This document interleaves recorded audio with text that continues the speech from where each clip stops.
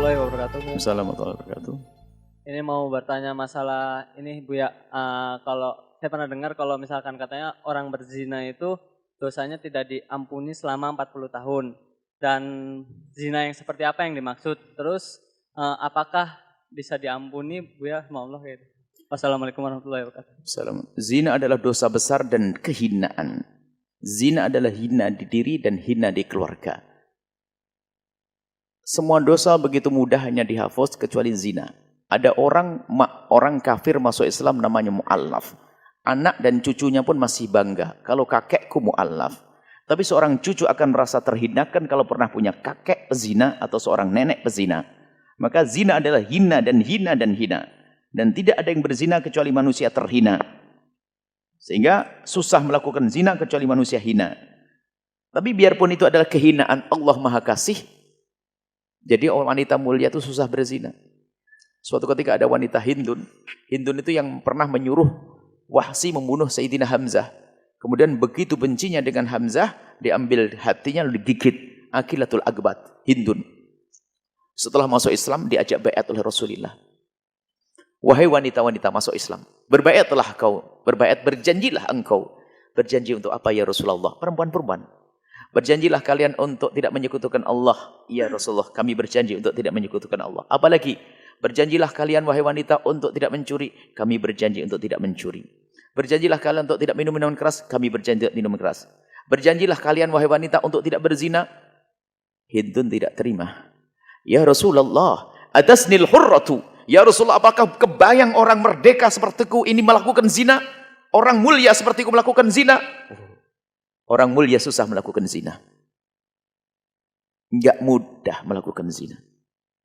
Hanya rendahan saja. Akan tapi pun demikian, bagi siapapun yang sudah kepleset dalam zina, bisa menjadi mulia dan tidak benar kalau orang berzina tidak diampuni dosanya 40 tahun itu adalah berita bohong. Kalau dia setelah berzina, tobat langsung diampuni oleh Allah. Asalkan dia tobat, menyesal, menangis. Tobat yang sesungguhnya. Semua kesan-kesan segala yang mengingatkan tentang perzinaannya orang berzina dihapus. Allah Maha tahu. Yang menjadi masalah adalah bohong tobatnya. Sudah tobat masih menyimpan hadiah orang yang menzinainya. Sudah tobat masih menyimpan foto orang yang menzinainya. Adalah pembohong itu. Tidak akan diampuni oleh Allah. Tobat, menyesal, benci dengan perbuatan itu. Menangis, menyesal.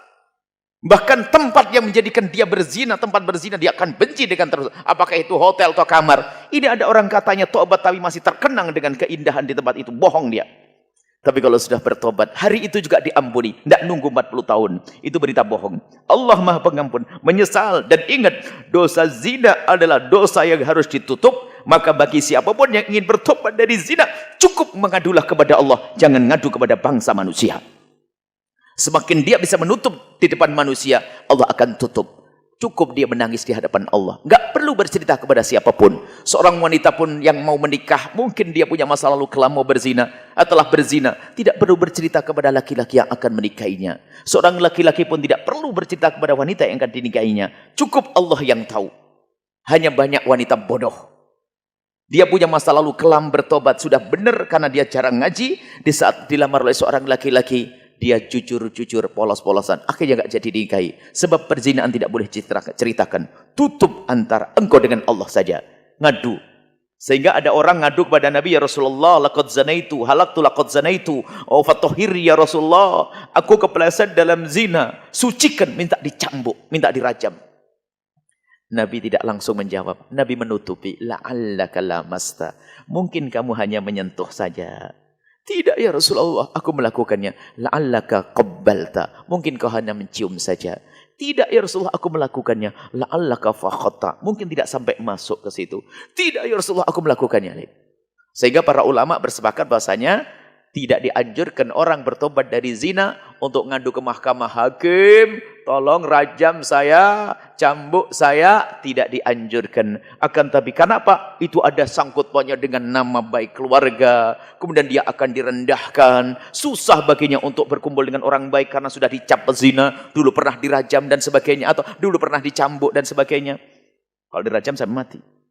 Akan tapi alangkah indahnya Islam yang bertobat cukup tutup. Dan dianjurkan untuk hijrah ke tempat yang tidak tahu kalau dia pernah berzina.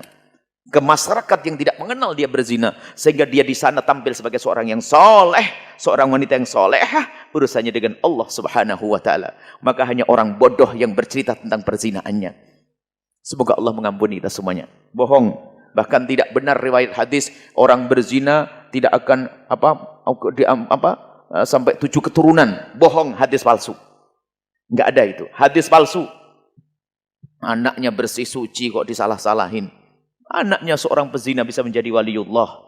Jadi ini yang menjadi masalah, kadang-kadang berita-berita palsu seperti itu dihembuskan maksudnya untuk nakut-nakuti orang berzina. Tapi kalau namanya palsu ya palsu, bohong ya bohong, nggak boleh, haram, dosa menyebarkannya. Semoga Allah mengampuni kita semua dan menjauhkan kita dari zina. Dan awas, jangan sekali-kali Anda berani membicarakan orang yang berzina. Kalau Anda tidak ingin keluarga Anda tertimpa musibah yang serupa. Kalau mungkin Anda punya kawan dekat dan dia bercerita tentang perzinaannya, Anda tutup. Bahkan Anda pun tidak boleh cerita kepada istri Anda. Karena apa? Pribadi. Mungkin dia telanjur curhat kepada Anda. Anda seajari dia, tutup. Jangan cerita ke siapapun. Dan Anda pun amanat tidak boleh cerita kepada siapapun. Kalau Anda membongkar aibnya orang tersebut, Allah akan bongkar aib Anda. Bahkan sebagian riwayat, tidak ada orang yang membuka aibnya seseorang kecuali dia tidak akan mati kecuali diuji dengan aib yang serupa. Hati-hati urusan perzinaannya. Sekarang ada orang yang sambil ngaji menggunjing pezina tetangganya tadi. Na'udzubillah, jaga mulut Anda, jangan menceritakan orang yang berzina. Bahkan berusahalah Anda untuk sedih. Kalau Anda mendengar tetangga melakukan zina, panjatkan doa. Ya Allah, ampuni dia, tutup aibnya ya Allah. Bukan untuk Anda gunjing. Kadang habis tahajudan sama suaminya, malam-malam lihat ada motor di gangnya, dibuka jendelanya, anak gadis tetangganya diantarin laki-laki, sang bapak ngomong, "Mama, si itu pulang diantar laki-laki." "Oh iya, sudah sama, ibunya dulu juga begitu." Tahajudan menggunjing orang. Na'udzubillah, hati-hati, ahli ibadah, tidak pakai ilmu, neraka juga itu nanti. Semoga Allah mengampuni kita semua, menjauhkan dari zina. Yang pernah kepleset dalam zina, memang zina adalah hina dan hina, maka karena zina hina dan hina, ayo entaskan diri Anda. Yang pernah kepleset dalam zina, tutup aib Anda, minta ampun kepada Allah.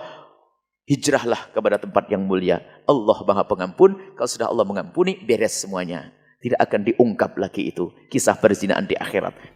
Kalau seorang hamba itu tobat. Allahu a'lam bishawab.